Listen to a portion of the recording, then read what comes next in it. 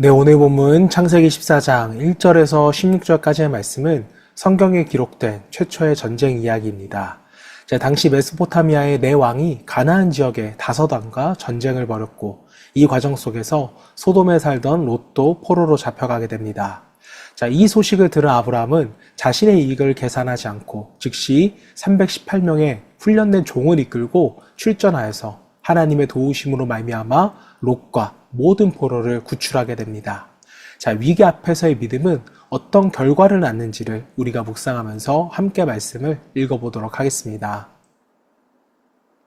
당시에 시날왕 아므라벨과 엘라살왕 아리옥과 엘람왕 그돌라오멜과 고임왕 디달이 소돔왕 베라와 고모라왕 비르사와 아드마왕 시납과 스보임왕 세메벨과 벨라 곧 소알왕과 싸우니라. 이들이 다 시딤 골짜기 곧 지금의 여매에 모였더라. 이들이 12년 동안 그돌라오멜을 섬기다가 제13년에 배반한지라. 제14년에 그돌라오멜과 그와 함께 한 왕들이 나와서 아스드롯 가르나임에서 르바 족속을, 함에서 수수 족속을, 사웨 기라다임에서 엠 족속을 치고 호리 족속을 그 산 세일에서 쳐서 광야 근방 엘바란까지 이르렀으며 그들이 돌이켜 엔미스밭 곧 가데스에 이르러 아멜렉 족속의 온 땅과 하사손 다말에 사는 아모리 족속을 친지라. 소돔 왕과 고모라 왕과 아드마 왕과 스보임 왕과 벨라 곧 소알 왕이 나와서 시딤 골짜기에서 그들과 전쟁을 하기 위하여 진을 쳤더니 엘라망 그돌라오멜과 고임왕 기달과 시날 왕 아므라벨과 엘라살 왕 아리옥 네 왕이 곧 그 다섯 왕과 맞서니라. 시딤 골짜기에는 역청구덩이가 많은지라. 소돔 왕과 고모라 왕이 달아날 때에 그들이 거기 빠지고 그 나머지는 산으로 도망하며 네 왕이 소돔과 고모라의 모든 재물과 양식을 빼앗아가고 소돔에 거주하는 아브라함의 조카 롯도 사로잡고 그 재물까지 노략하여 갔더라. 도망한 자가 와서 히브리 사람 아브람에게 알리니 그때에 아브람이 아모리 족속 마므레의 상수리 숲을 근처에 거주하였더라.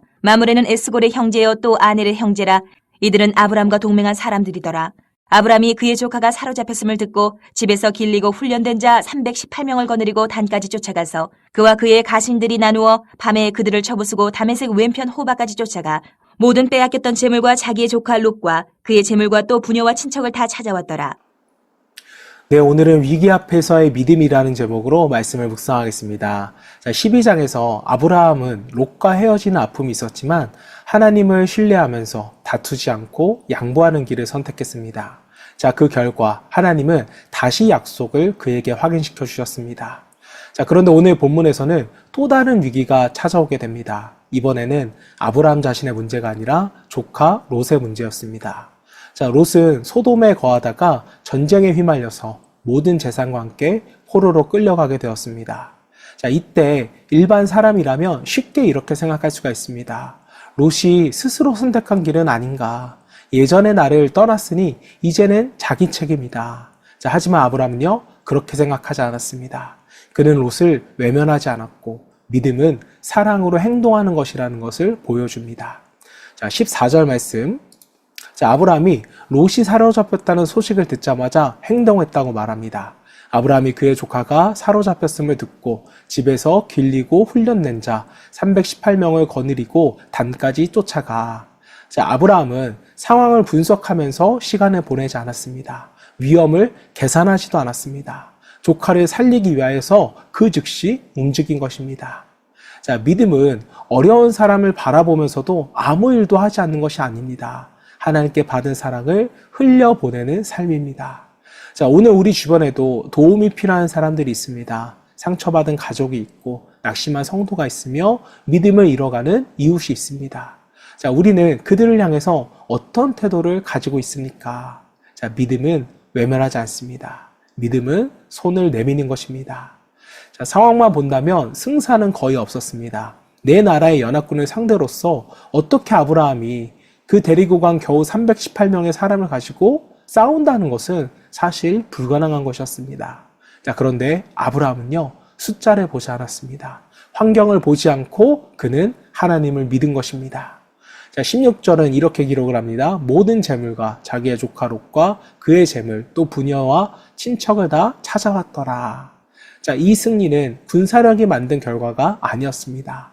하나님께서 함께 하셨기에 가능한 승리인 것입니다. 우리도 살아가다 보면 감당하기 어려운 문제를 만납니다. 경제적인 어려움, 건강의 문제, 가정의 갈등, 미래에 대한 두려움. 우리 힘만 바라보면 두려울 수밖에 없습니다. 그러나 하나님은 우리의 능력보다 크신 분이십니다. 믿음은요, 현실을 부정하는 것이 아니라 현실보다 크신 하나님을 바라보는 것입니다. 자, 아브라함은요, 롯만 데려온 것이 아니었습니다.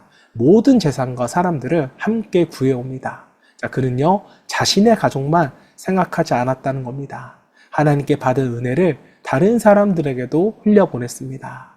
자, 하나님께서는 오늘도 우리를 세상의 회복을 위한 통로로 불러주셨습니다. 자, 교회는요, 상처 입은 사람을 품는 공동체이며 또 성도는 잃어버린 사람을 찾아가는 사람입니다.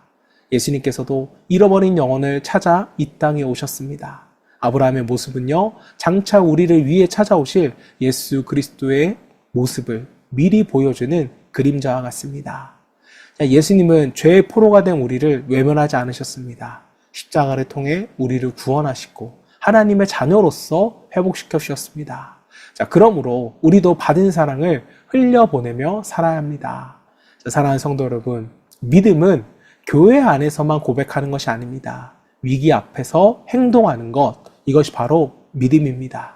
두려움보다 하나님을 신뢰하는 것, 다른 사람을 살리는 삶을 살아가는 것이 믿음입니다.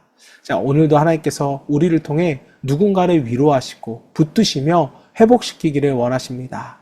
우리 모두 아브라함처럼 하나님의 능력을 의지하며 사랑으로 행동하는 믿음의 사람이 되기를 주님의 이름으로 축원합니다.